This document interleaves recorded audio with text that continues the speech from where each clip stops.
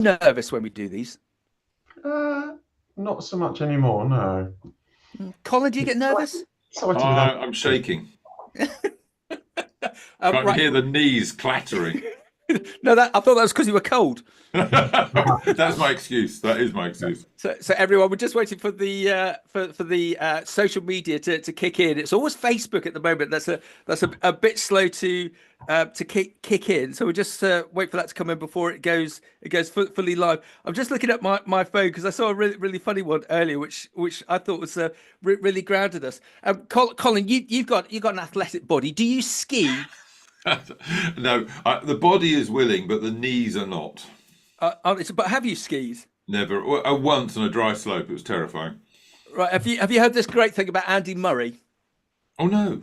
So Andy Murray, one of the best athletes of our time, a couple of Grand Slams, a huge glittering career within tennis. He's never been allowed to ski because obviously if you ski and God forbid you break a leg, it's a bit like a racehorse. They'd have to put him down. Yeah. So now he's turned into coach. He's taken up skiing, but he had to be rescued yesterday off a ski mountain because, in his own words, he couldn't ski. So he got to the top of the ski lift and fell over, and he had to be rescued. And even to compound the issues even more so, his wife refused to go with him on a ski lift because he looked so dumb. So you have this amazing athlete, Andy Murray, and he's just sort of falling on his sword, going, "I'm good at this, but I'm rubbish at that." I'm rubbish at that. Yeah, and he's out of his depth there. I was just thinking about our Instagram world where everything is perfect and all these sort of people you think are perfect, but then there's good old Andy Murray showing, well, I'm not really good at this. I'm not gonna do that again. No, and of course he's got the whole world's media following him. Yeah, awful. How embarrassing. Excellent. Mark, you used to ski you were a Cambridge Blue, weren't you? Yeah, I can ski, and I love my skiing. Oh, the look of Mark's face. Really? Yeah. Right, come on. Let's be serious. We are now live. Everything has flicked the switches. Welcome. My name is Max McGillivray from Beanstalk Global. Pleasure to be with you with the AHDB on our Talking Leaders series with the fantastic Colin Crooks MBE and the equally fantastic Mark Campbell from the AHDB. Mark, introduce us as to what Talking Leaders is, please. Good morning, all. So Talking Leaders is AHDB and Beanstalk Global's little video podcast where we try and bring some really interesting people from outside of UK agriculture to share their knowledge and their learnings, how we can better lead ourselves, lead our people, and lead our business. And really pleased to have Colin back for his second episode. Delighted to be back. So, Colin, when did we last have you on, please?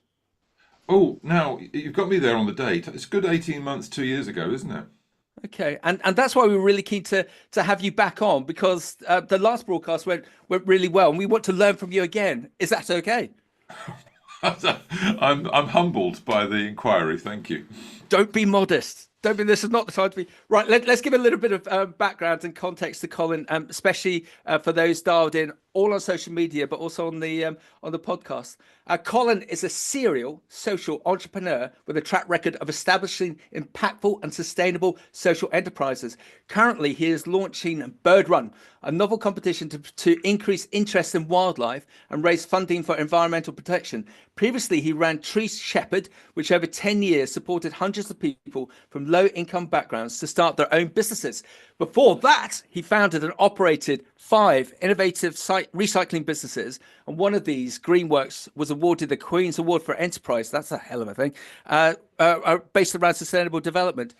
In 2012, he used his experience of employing more than 1,000 hard-to-employ people to write How to Make 1,000,000 Jobs, a charter for social enterprise.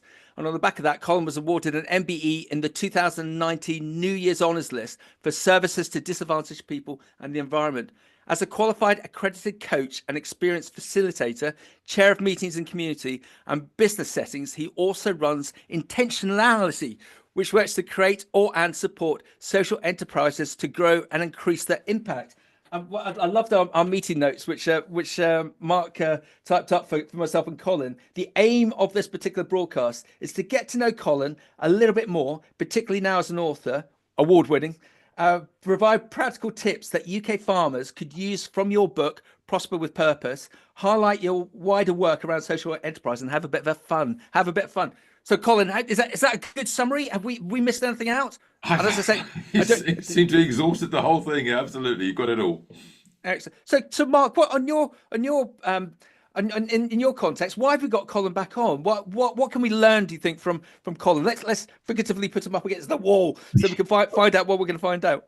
Well, Colin definitely is one of my favourite broadcasts, and there's some really interesting points in the last podcast where we dived into social enterprise, and now he's an author, and I think your book Prosper Perth has just been launched this week, which is very, very timely, that we can delve into some of those subjects and how farmers can benefit from those points that within the book. So yeah, we just want to delve a bit further into Colin's expertise and the world of social enterprise.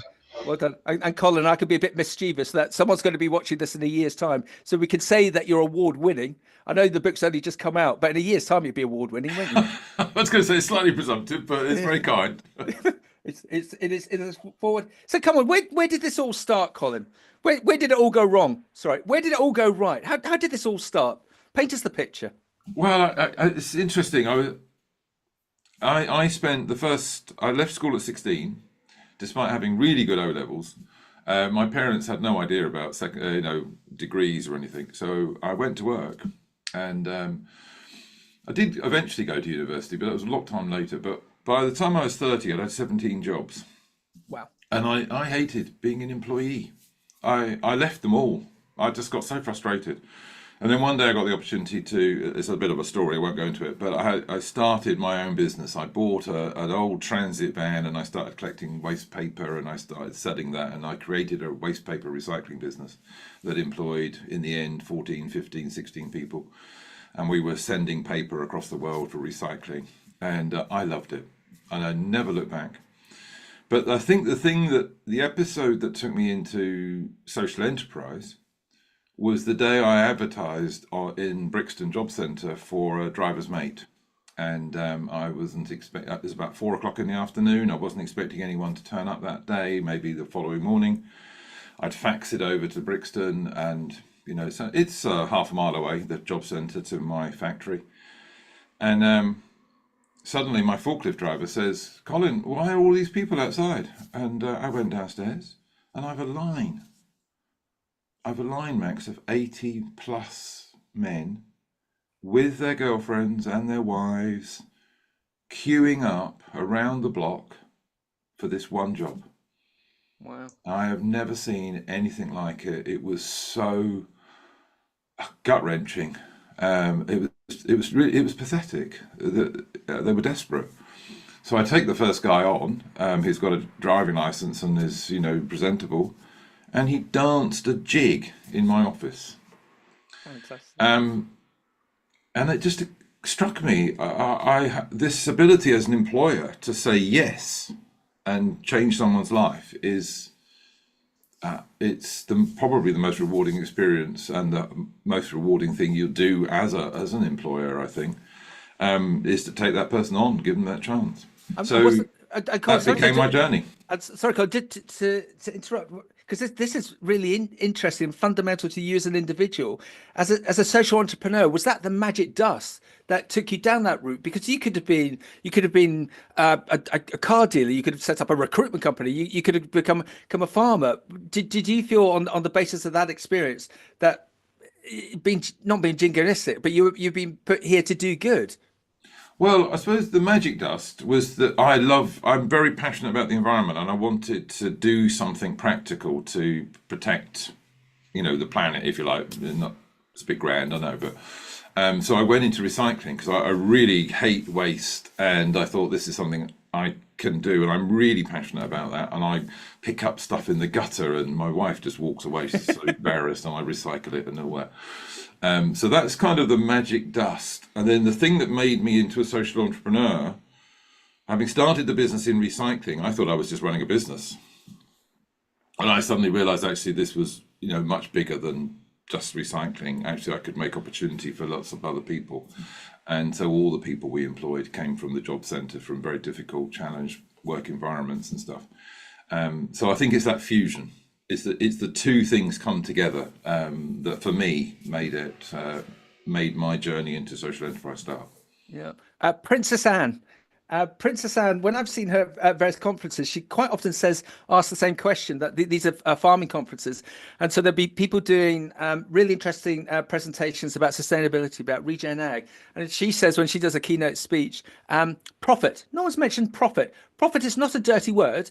You need profit to live, to exist, and to expand. And I just wonder whether within social enterprises that puts people off because they think it's just a charity, and there's not the possibility to take it forward as a business model. Blunt question, Colin: can you make money as a social entrepreneur to then reinvest? Oh, totally. Yeah. In fact, actually, I think it's because we're a social enterprise that actually enables us to do it. They're kind of linked because there's a passion that goes with it. I really believe, and I think any farmer listening to this will, I'm sure, identify it. There's a passion for what you do. You enjoy being outdoors. You enjoy working with animals and working with the soil. It's part of who you are. That's what drives you. And actually, all the good narratives about business are very clear that the money comes from doing the right thing very well. And actually, you can't do the right thing very well unless you really believe in it. It's fundamental, I think. So I think there's a huge connection. So, Prosper with Purpose, your book. Talk us through that. Yeah, thank you. This is the bit where you show the book. Remember this? Oh, I can. Oh, I wasn't sure if it was sort of BBC. It's a little bit blurry. We got it. We'll link it so that people Yeah. can find where to buy it. It's available on Amazon at the moment. So yes, please do buy it. I think you'll find it helpful. I'm currently I now really coach other businesses. That is my business now. I coach small enterprises across the country, and the three things that come out, the three P's that I've encapsulated in this book, are that stress people, the stress the business owners are there's a lack of a plan, which causes real problems in terms of how you make a decision and what you do. There's a lack of understanding about how you engage your people, particularly your staff, but also your customers and your suppliers, and how you get really good relationships that work positively for you. And there's a lack of understanding about how you generate real profit and have that profit materialize as cash in your bank account. And loads of people that make a profit and have got no money, because actually the money is held up by their clients. Yep. So those three things, planning, people, profits, are the focus of the book. But just to finish, I add this extra bit because it's all right talking about these things, and you can read a dozen management books about how you should manage your business. The last part of the book is about how on earth do you do these things? How do you find time to make it all happen? And that's, to me, the secret, because I can talk till the cows come home, but unless someone can visualize doing it, it's of no consequence. It's not going to help them. First question in. This is a mate of mine, Terry in Kent, who's dialed in his office on a wet day. Is Prosper with Purpose on audiobooks? Oh, I'm afraid not yet, no. Although I am talking to a friend of mine who's an actor about narrating it, so it could happen soon. Mark, did you hear that? Colin went into his acting voice. I have a friend. I have a friend who's an actor. No, because Colin, not trying to push you down that route, but so many people would. It's like me. I've got half a dozen books. I'm sort of half the way through, but audiobooks I'll pile through when I'm walking dogs or on. But to Mark, this is. It feels like with Colin that we've got X number of years of really good experience on a business level as a social entrepreneur that could segue really well into our farming community. Yeah, no, definitely. And thinking about some of those, the people that Colin's employed in the social enterprise, the challenges our industry's facing, I think we can only learn and replicate and interpret some of those points into our industry, which is good. But I think for me, thinking next question on and moving forward, you talk about planning. I'm a great planner. I love a spreadsheet, which not all farmers are like that. And if we think of agriculture, it is a long-term game. We're not talking short-term returns. Okay, we have crops on an annual basis, or we carve a cow each year, but generally the planning's got to be long-term. What kind of strategies could you suggest and advise to farming businesses and how they can better plan? Yeah, I think this is really fundamental, and it's fundamental to all small business owners, actually, because this is the same issue happens all the time. So I often find they've got an immediate 1-2 year plan, a growth plan to move into a new business or to get into a new territory, or maybe develop new crops for your sector. Those things are very often in place. What is not in place is actually and it sort of sounds a bit fluffy and it sounds a bit irrelevant, but this thing called a mission, some sense, or like what they call a North Star. Where do you want this business to be? Where do you want it to go over a 10, 20, 30 year cycle? And ultimately, the second thing that's added to that is the exit strategy. So at the end of my time with this business, what do I want the legacy to be? And this is obviously a very current discussion, particularly in the farming industry. But I have this discussion every week with entrepreneurs in printed circuit board manufacture and catering and all sorts of things. People want something that, you've worked for your life in this business, you've put everything in it. Well, what happens when you retire? It might be through ill health, it might be lots of personal circumstances could take you away from the business much more prematurely than perhaps you anticipate.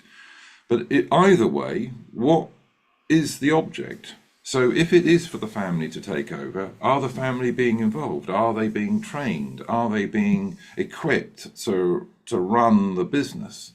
If it is to sell it, have you got real value in the business? And the thing that I talk about a lot in this is a business has no value if it's totally dependent on the business owner to run it. So I'm talking to my clients and helping them step back from the day-to-day running, because if you tell me as a potential buyer that nothing works unless you're in that sitting at that desk, it's got no value to me. Yeah, that's a really, really valid point. And having that North Star and that mission is something that I think all businesses, and agriculture is not exempt from that, could do better for that. But yeah, that next stage and linking that with succession within the industry. I can think of a local farmer to me that it's a family operation. They don't employ anybody. The father has only just got the keys to the business at the age of 77. His mother's died. You look at his son, who's in his early 40s, and it's like, well, what does your dad want out of the business, and when's he going to retire, and what do you want to take it? And he just shrugged his shoulders. Well, dad's just got the keys, so he's got the checkbooks. We've bought a new tractor, and he's starting to fulfil what he wants to do at that kind of age, without any thought of where the business goes in the next stage. That's so common, and it's, as I say, it's not exclusive to farming, but it seems to be concentrated in farming. But just going back to the mission, this stuff about, what do you want from your land? Do you want to be just a profit-making entity? Do you want to deliver in 30 years' time a better soil structure to whoever inherits this land? Do you want this to be part of a thriving rural community which has a post office and a local pub? These are what I call missions. What do you want where do you want your farm to be positioned, and in what environment around you? What are you thinking? What would you like to see? It's not to say you can achieve it very quickly. That's why it's a mission for 20, 30 years. But thinking about that gives you the North Star. That says, okay, so when I get that potential short-term contract to supply X with this product, does that fit with what we're trying to do in the community, with my staff, with my land, with my profit margin? Is that the tally? Does that work? And having that as a sort of lodestone that helps you guide your decisions will help you understand. So when farmers talk about diversification, what should that look like in relation to where you want this entity to be in 30 years' time? Yeah. Can I butt in? I'm finding this fascinating. North Star exits. Just as a one man band, you're a lifestyle business. God forbid if you break your leg skiing, or Yeah, exactly. Can we do some benchmarking? Because Mark and I've and his colleague Isaac have often talked about it. I think I keep on coming up with this quote that there's a third of farmers in the UK that have no succession, no will planning in place, and I think that's symptomatic of how unadvanced we are in planning, strategic planning within our sector. Are we unsophisticated in planning compared to other industries? Or when you're out and about with your circuit board manufacturer without breaking confidence, are they in front of us strategic planning wise, or are we much of a muchness? Are we all humans at the end of the day? Well, if you're telling me 30% haven't got that plan, I would say that's replicated across the business world. Wow. I wouldn't. That would be very normal. In fact, I think I really have only met one client from the initial meeting that had a plan of the type I'm talking about. Okay. So it's probably even more than 30%. Okay. So Colin, we love you, but we can't get you in front of, pick a number, 85,000 farming businesses, people that are dialed in that need to find a Colin. What's your advice to them, and especially if they've got other members of the family or the business with the proverbial head in the sand? What's your advice as to how you get people to the table? Yeah, it's very hard. I think that's probably the biggest single thing that any business owner can do is to get themselves a mentor. Yep. Well done.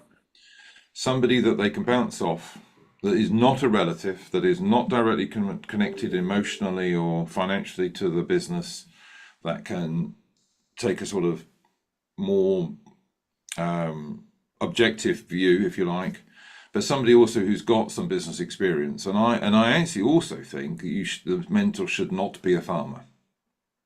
Yep. I mean, I really believe that you shouldn't get an industry specialist that's the same industry that you're in.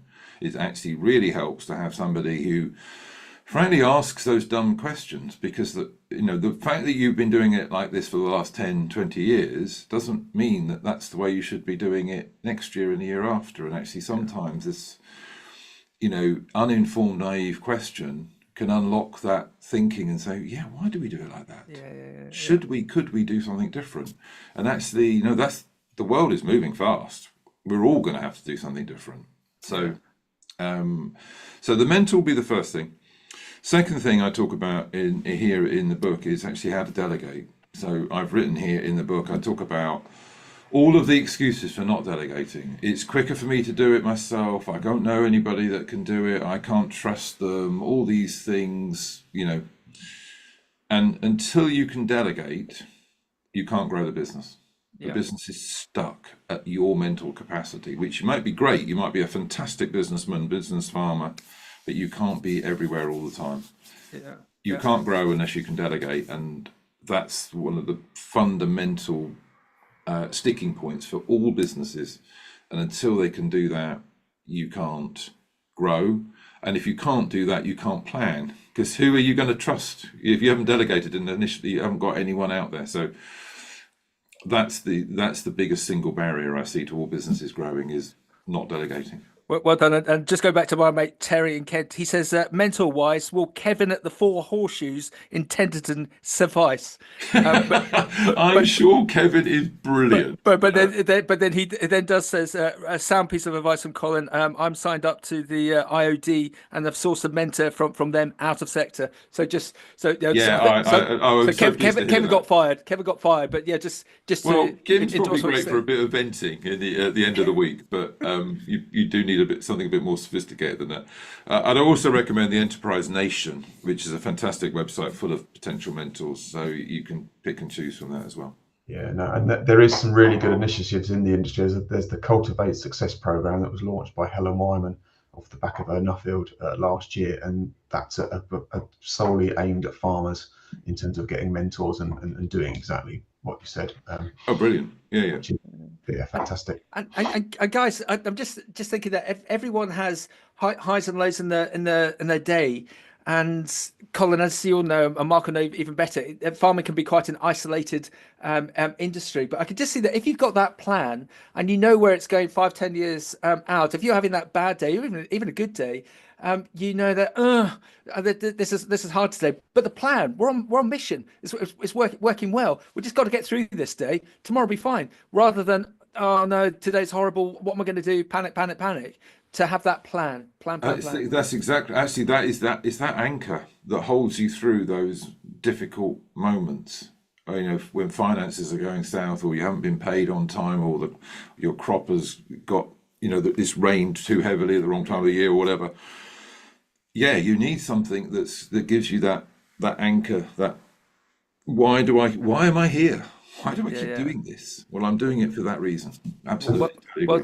Oh, go on, Mark. Sorry. I'm just going to add to, and I think the other important thing, and please shout me down if I'm wrong, is that anchor and that Northern Star's communicated with whoever is within you, surrounding you within the business, whether that be family members, whether that be employees, whether that be external forces, so that everyone's aware of where the Northern Star is, that they can always align to that.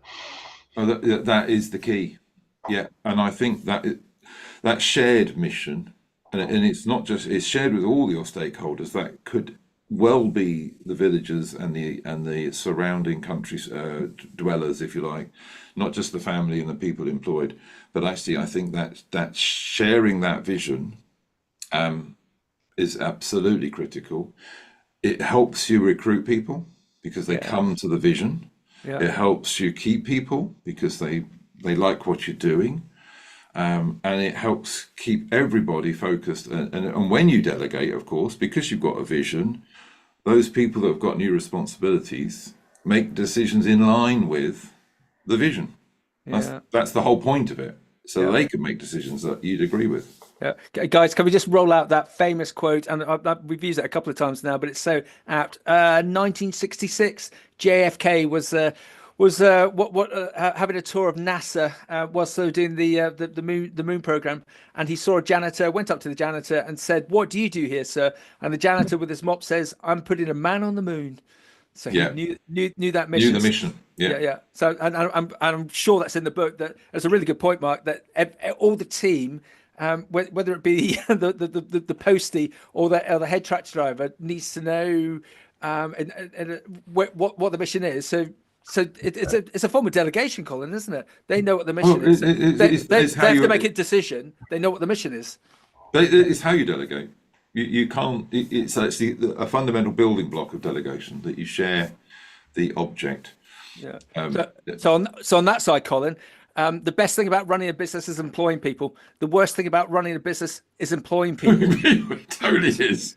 The team is critical for success. What advice have you got for farmers on finding and retaining the best people? Cool, there's a hospital pass. What do you think, Colin?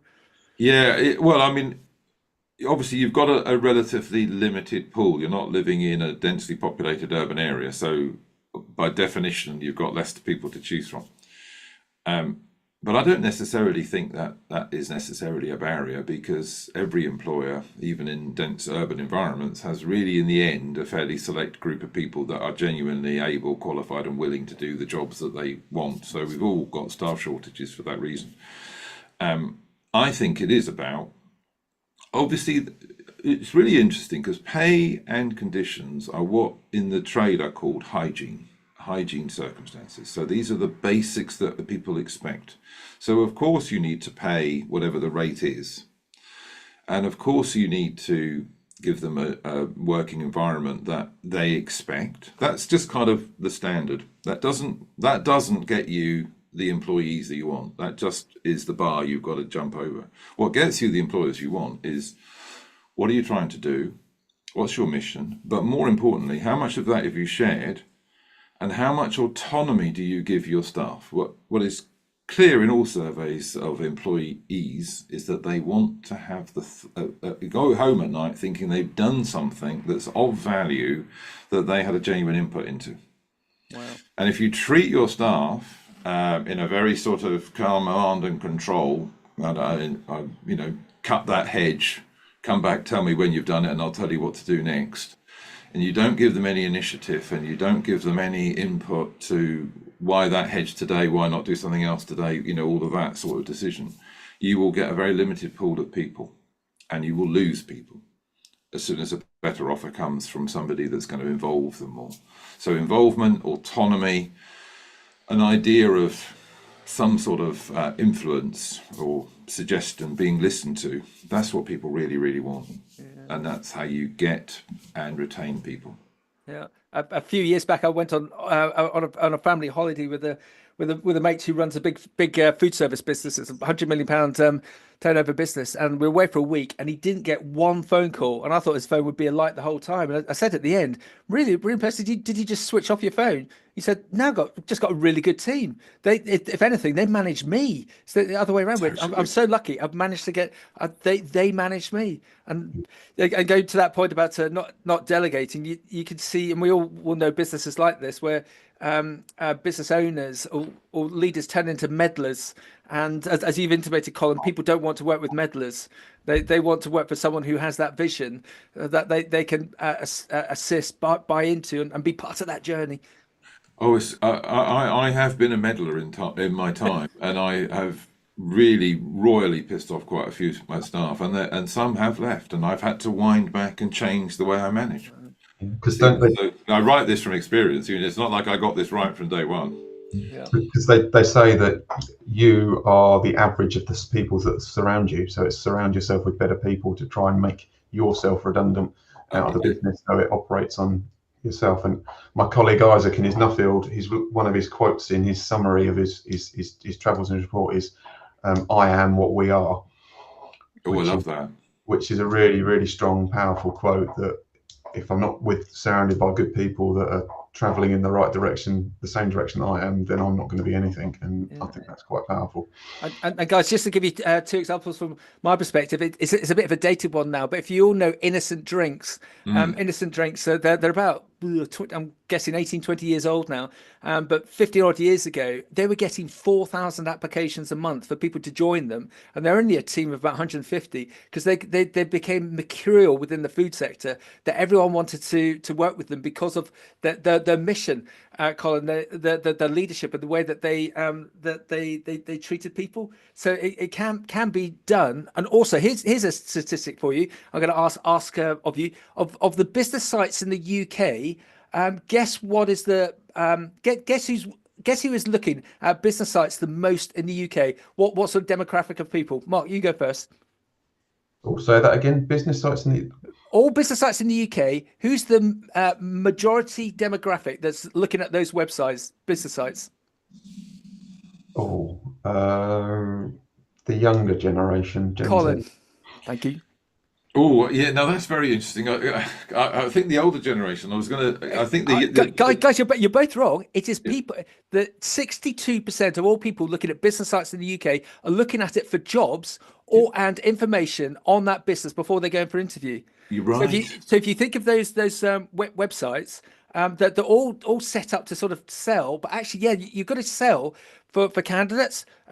So if you haven't got a website, get a website. And I know you can have a social media, but if you're a farm and you think, well, we don't need a website because we've got no real customers. No, you need a website to attract people to come and work for you. And you will find that 20-something individual who will run your Instagram for you. It will cost you next to nothing. Run your Instagram for you, run your TikTok, run your Facebook, and you'll get such a positive vibe from your local community with positive elements that you're putting up. So that just by housing and call, on the basis of what we're learning from Colin, to get that mission out, make sure that it's visual, because we're now finding that companies that don't have websites, people don't trust. You're not real. Exactly, you don't exist, and of course you don't have the ability to say what you do. You're just a name. Yeah, and then so segueing on, Colin, in respect of we've got this mission, ethical business practices. The better businesses have got that ethical stance within the farming sector. How can we positively bring that in if it's something that we haven't looked at before? Well, I think farming's got a head start on this, or could have. I mean, it's the thing that we need. Everybody needs to eat. It's like fundamental, and we all have this kind of maybe a little bit halcyon vision about the countryside. I mean, people who live in the city have a halcyon vision of green fields and healthy soils, and and livestock that is well treated, etc.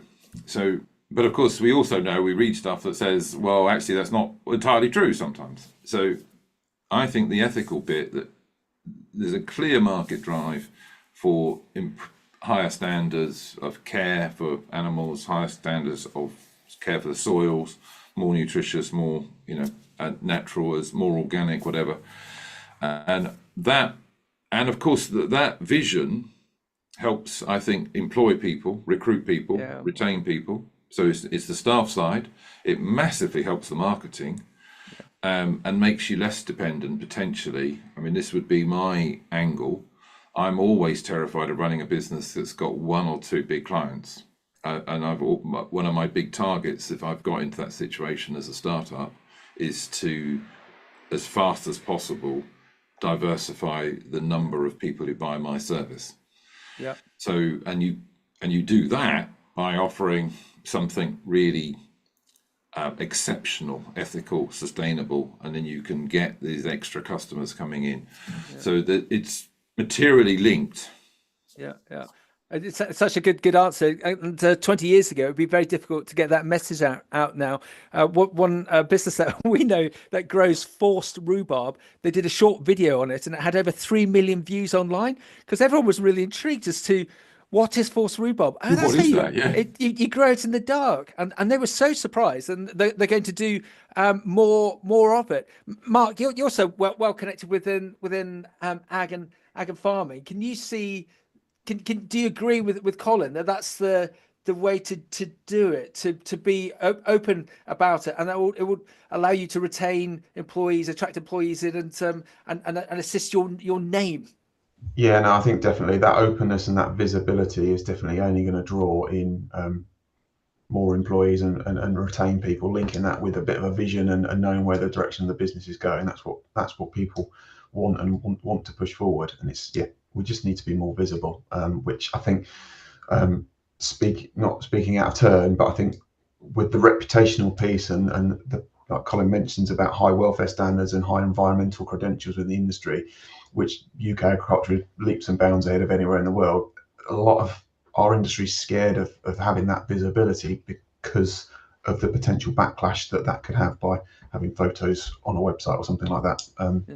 And Mark, can you just show off on the industry's behalf and to, sorry, it sounds a bit patronising, educate Colin that you and I have been blessed to have done a lot of broadcasts, a lot of filming with a number of YouTubers from the farming sector, and as I'm sure if they were on, they would say there's nothing special about us, but we enjoy making content. Can you just Mark? Can you just describe a couple of those and their journey into social media and how they promote their mission?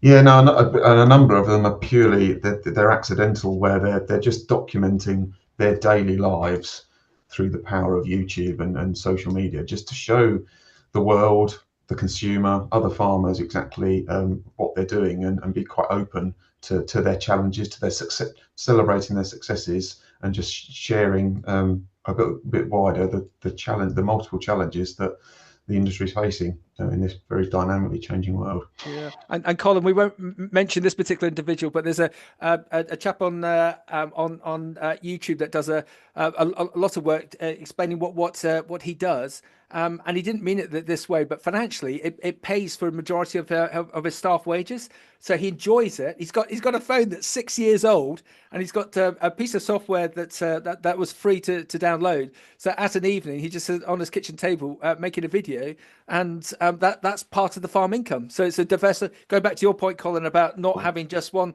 customer. Who thought 10 years ago you'd actually be having people paying you to make content to show how good farming is?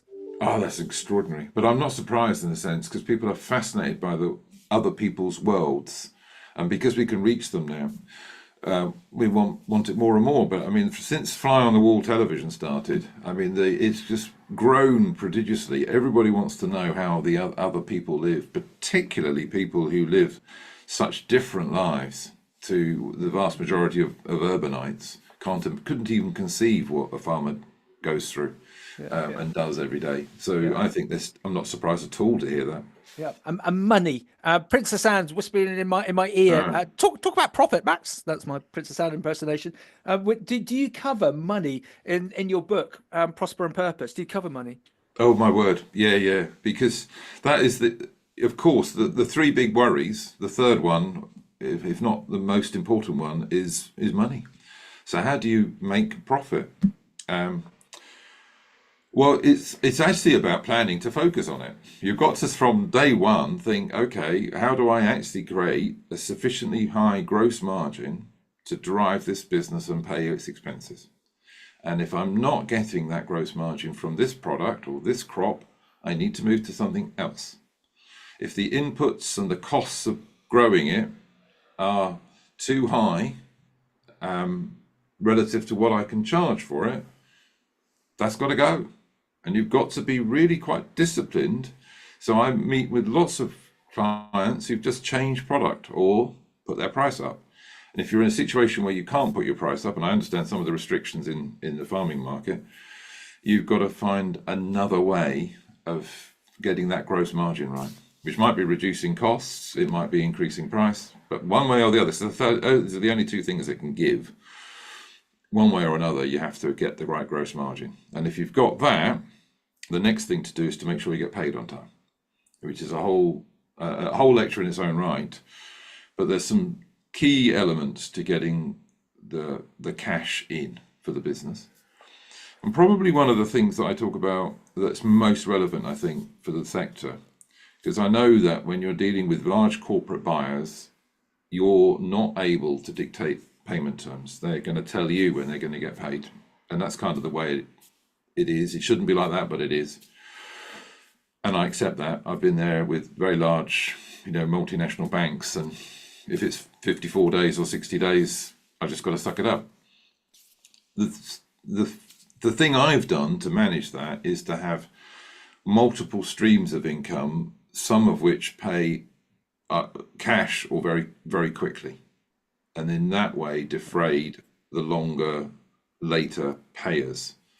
And and of course, you've also got to manage your costs. So can you rent, lease, get credit to defray and delay when you have to pay out? And that's a daily discipline. Can I find a supplier that will give me better credit terms? Constantly, you've got to be looking at, it's not just the money you get in, it's how quickly you have to pay out. Yeah.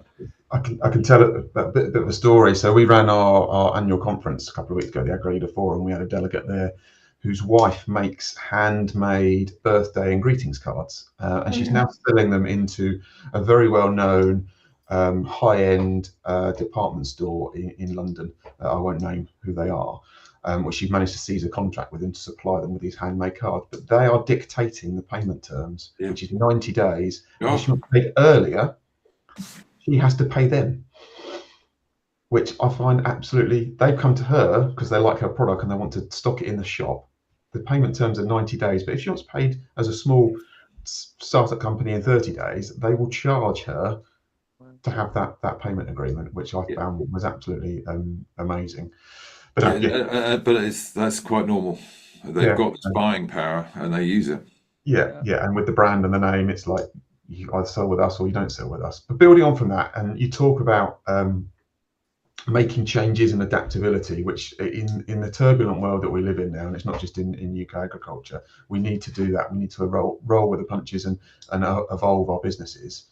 Diversification on farming is becoming more and more popular, and like you say, we can't just plant X crop and expect to long are the days gone where we grow it and we harvest it and then hope and pray that the grain merchant will come along and buy it and it'll cover all the costs and we're in for a good harvest supper. What advice would you give on that kind of diversification piece, particularly with your experience in multiple sustainable social enterprises and practical steps for farmers to make that transition or to spread some of the risk by doing something slightly different? Yeah, I think that's what you're talking about, isn't it? Spreading the risk. So I think the first thing to do is to go back to that mission, which hopefully people will have prepared by the time they make those decisions. why are you in business? What are you trying to serve? Is it the community, whatever, what's the angle?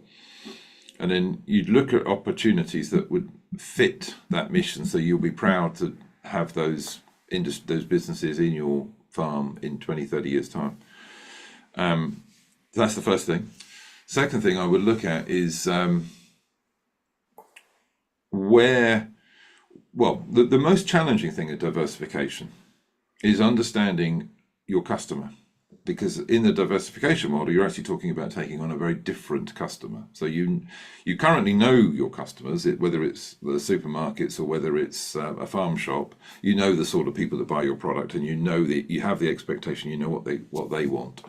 If you're diversifying, you're going to have glamping or something. Suddenly, you're in a very different world. You're talking to a very different customer. So the first thing is to really understand what those people are going to want from you, and does that then fit your mission? Do you really want to be doing that? Is that the thing that you want to do? Will that upset the neighbours excessively? Whatever those criteria are. So that understanding of the customer can be very hard. I've worked with so many people that have tried to expand into a very different world, if you like, and come unstuck because they hadn't appreciated the sensitivities of that new market. So some really good market research is needed for that bit, that diversification bit. The other thing, it's really understanding what you've got to offer. So, and this comes back to ethics and sustainability, because I think in terms of the wider consumer market, what farm and farmland offers is a sense of nature, cleanliness, fresh air, all those things.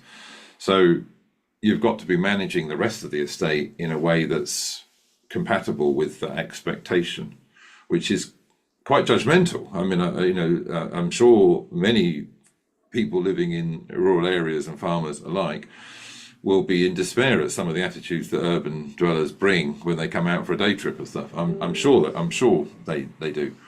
But that if you want to trade with them, you have to accept that that's their mindset they're coming with. So you've got to kind of cater for that to some extent. The other thing to look at is what, apart from the nature, etc., you've got space, and space is a really big premium in an urban environment, whether that's warehouse space, development space, and what could you offer that would be compatible with your community, with your farm ambitions, that could offer low-cost space to somebody or to some entity, some people. Those would be, to my mind, the two big things that farmers have got is low-cost space, but really importantly, access to nature and clean air. Well done. It's so I've got two examples here. Let's go for the bad example. I know of a couple of accountants who decided to get into the gin sector, knew nothing about the gin sector. They managed to get a meeting with a retailer, and the retailer said on a trial batch, yes, this is very nice. The two accountants handed the notice in, took early retirement, cashed in all the pensions, bought £500,000 worth of kit to make gin, made the first batch, went to the retailer, and the retailer said, it's very nice, but we're not buying any. Didn't say we wanted any. And the business, and there's a lot of businesses like that. Just it's another conversation. Gin is oversaturated. A dairy business I know down in the West Country, exactly what both of you were saying. Very long term payments, long payment terms with the end customer, and they set up help me Mark, a dog pound. They put 2 acres, fenced it all off, and people can come and walk their dogs. And it's all on an app, and they earn £45,000 a year. It's full the whole time, and they don't have to do anything apart from obviously just cut the hedges. And also, and Mark and I have seen this example before. They found out that people wanted the milk from the farm, so they got one of these vending machines that they rented initially. And then bought it because it was so successful. People come down with their own containers to fill up milk. So that was helping them with the cash flow whilst they waited for the 90-day cash flow to come in. So don't get into the gym business. Get into the automated dog walking business. Mark, any thoughts on the back of that? Yeah, no, it's just, I think that's really, really important, and it's not going straight in like your friends did with the gin enterprise, and just have a bit of an understanding of the customer before you push forward. Which yeah, again, in terms of the planning, and lots of business not planning probably links into a bit of a trend where people don't do that. So building on I know where all that stock is. Yeah. You can recycle it. I'm sure we could find a use for it. Colin's an alcoholic. He likes gin, don't worry. Rather partial, yes. So I think there's a bit of a trend here, and collaboration seems to be front and center in terms of any social enterprise and any kind of business. What kind of advice and guidance could you give UK farmers that are wanting to collaborate better to try and build a more stronger, resilient business? Yeah, oh gosh, that's such a good question, because it's really hard to do, and you kind of get streamlined and blinkered into your business, and there's this whole thing about delegation and getting a mentor. A lot of people don't do either of those things particularly well, and they're really blinkered. So the idea of connecting with other farmers and businesses in the area is in a meaningful way. Chatting in the pub is one thing, but taking that to the next step, the next level, is actually quite daunting, if you like. But I think it's where the real value is. So particularly for me, I've been able to accelerate all of my businesses by partnering with others. So I partnered with a Christian charity that was supporting homeless people to set up a warehouse where I shipped in the furniture that I was getting contracted to take. I had no capacity at all. I actually had a broken leg and only one rented van and a 23-year-old driver who studied Burmese history for his graduation. And we took a £500,000 contract from HSBC. But we did that because the only way we could do it, because we literally had no capability or capacity or money, was to partner with this charity who set up the warehouse, and they employed their homeless people. They got the value they wanted from it, and the furniture went to them, and they did all of the sustainable recycling with it. So partnering with others in completely different worlds. This I think it could be the lock. So you creating networks of people in the community, businesses in the community, so not exclusively farmers, is the first start of that, and actually getting that network to talk, exchange over a drink, over a meal. And actually that's where innovation comes from. It's where ideas from different worlds come together. And all innovation comes from you've got a life experience, you come across an idea from a completely different world, and it fuses into, oh my word, why can't I do this thing, which is the brand new idea that comes out. And that's where innovation, that's the root of innovation. So my answer is basically get together Friday night in the pub as a semi-formal, make it structured, but get people together, talk, present. And then that builds trust, new ideas come out of that, and stuff happens. Yeah, I remember reading a book called it's really dated, but it's the Beer Mat Entrepreneur, and there's so many of these around, but it made a really good point that help me here with this, Colin. In a business, you need four people: a finance guy, a commercial guy, a technical guy. I've forgotten the other guy. Strategy guy. Chatty guy, and you all come to the party, and you all decide what was my line earlier that I had. What is the problem you are trying to solve, and come to the conclusion we're trying to solve that problem. Right, Brian, what can you bring? Right, Nigel, what can you bring? Right, Michelle, what can you bring? And it's I suppose it needs a catalyst. So let's just say that Mark is the catalyst, and he's got 3 or 4 or half a dozen friends connected that he think that we can all collaborate with. And as you say, just get into a pub on an early Friday afternoon with that loose agenda to talk it through. Stuart, have you got a question? There's a Stuart Bacon. Can you put it on the chat, and then we can ask Colin of it? He's just asking in social media.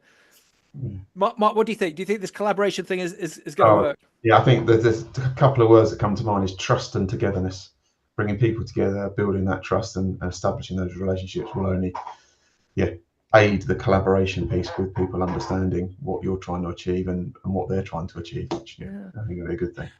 Yeah, I mean, I think it's very common that, particularly where there's quite big distances between people, how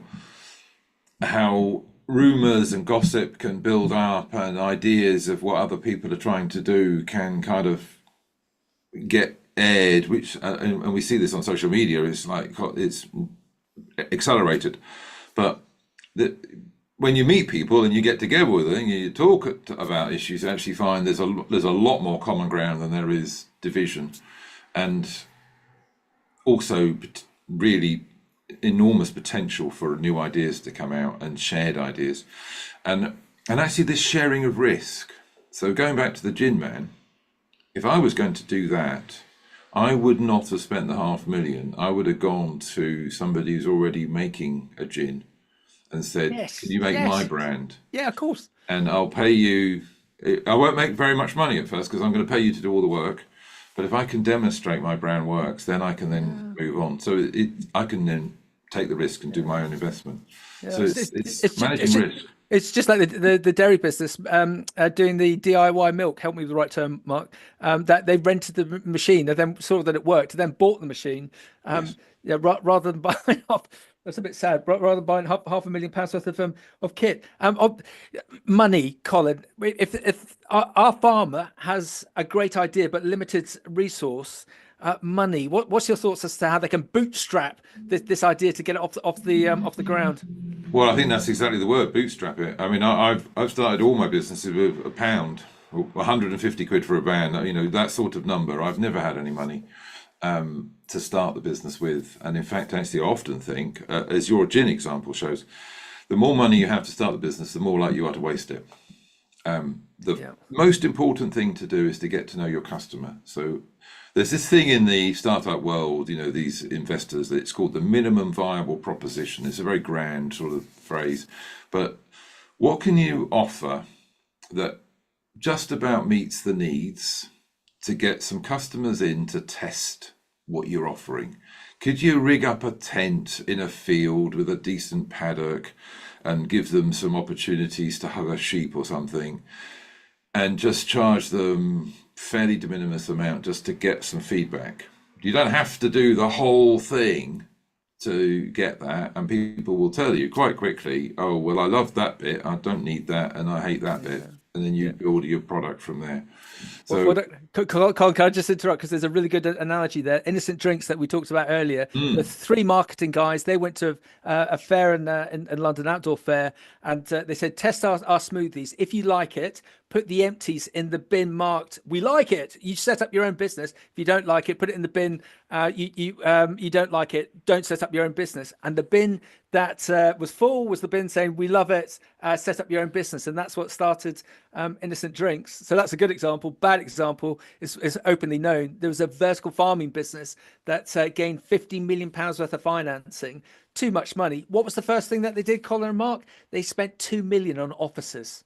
The investors saw this and said, "We're out. This is just so." Yeah, coming back to that point, I love what Colin says. I started off with £1, or luxury when he had £125 for a van. Luxury. Seriously, luxury. But that van, it was completely. It was. If ever I'd got caught by the police, I would have been banned from driving probably. Anyway, it was. But I was able to test the market, and it took me 6 weeks to fill that van with paper. I drove the van into a paper depot. I subsequently bought that paper depot, but I got £7.34 for that paper because I'd got everything wrong. I'd mixed it up. I'd collected cardboard and newspaper and office paper and all that. And if I'd have gone out on the basis of, you know, I know how to recycle paper before I learned that key lesson, I'd have been bust overnight. But I got my £7.34 and I learned. And the next time I went in, which was only 4 weeks later, I got £55, and I was getting better and better. So you learn the gig while you're not dependent on it. You don't bet the farm, no pun intended, on that gig until you start to develop the knowledge and the understanding of your customers, and then you go for it. I really think that's the idea of just blowing all the money and saying, oh, we're going to do this diversification and going to throw all in is bonkers. Colin, do you want to invest in a vertical farm? I know a really good one. And a gym business. It sounds like it's going cheap. Or I've got certainly some coffee in the office that are going cheap. But Mark, we're running out of time. We could do this for hours. Mark, do you want to, I don't want to wind up, but Mark, do you want to wind up for us? Colin, thank you, and it's been a pleasure to have you on again. I so enjoyed it. It's great fun, and we could sit for hours and hours talking and learning from you and all of your experiences. But I think we've covered some massive amounts of ground. One of the key quotes I just wrote down is do the right thing and do it really well, and focus on your Northern Star. Bring people along with you and just make sure that vision's aligned and everyone can understand it and move forward. And yeah, falling forwards, making some mistakes. Don't spending £2 million on offices that got fancy coffee. But yeah, just learn and have a go and learn on the job and develop your business moving that way. So it's been a great pleasure, and I really look forward to reading the book, which is available now on Amazon. I was using all the major retailers. But yeah, it's really predominantly it is mainly through Amazon at the moment. The one thing we haven't covered, and I'll just throw it in very briefly, I know we haven't got time to explore it in any detail, is actually you need to be measuring where you're going. So if you have a plan, we need to create measurements for measuring how successful you are over the years, because it's not a 3-month or 6-month thing. So that you've got some sense that you're following your star. And if you don't measure it, you'll never know. And that's in the book. Can you show us the book? I can show you the book. Absolutely, be delighted. Just go to your right a bit. That's it. Well done. Yeah, I just had some really lovely comments. Really enjoyed this. Colin is completely human and authentic. We'd love to have him as our mentor. And then Terry in Kent says, does Colin want to come for a couple of jars with Kevin in the four horseshoes in Tenterton? I love Tenterton. I would be delighted, Kevin. It's a great part of the world. I'd love to come down. Excellent. Thank you. I do find that these are really mercurial, and I think sometimes I wonder whether we're coming down to a base level with what we're talking about. But actually, we need to start somewhere to get people invigorated, Mark, and start to challenge themselves. Especially, and there's a constant theme, Colin, with these broadcasts that we do with Mark and Isaac at the AHDB. A mentor, having that support. Just stepping back from the stress of the day, planning out where you're going to be. And if you got that, let's go for it. I think it's going to be our phrase of the year, Mark, that Northern Star. If you've got that Northern Star, you can just see where you're going and everything's going to be fine. It's just going to work. And that mentor will hold you to it. That's the point. So it's that fusion of those two things. Because the mentor says, does that work with your Northern Star? Yeah. Are you going, is what you're doing taking you to the star? Yeah. Colin, you're brilliant. You might not be a good skier, but we think Mark is. Yeah. Well done, everyone. Thank you very much. Have a good day.